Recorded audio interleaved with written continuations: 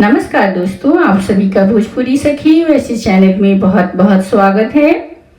और आज हमारी एक बहुत ही प्रिय व्यूअर हैं वीनू पांडे जी, जो भारत लखनऊ में रहती हैं। उनकी भाभी की शादी की सालगिरह है, तो वो चाहती हैं उनके लिए एक सुहाग गीत हम प्रस्तुत करें।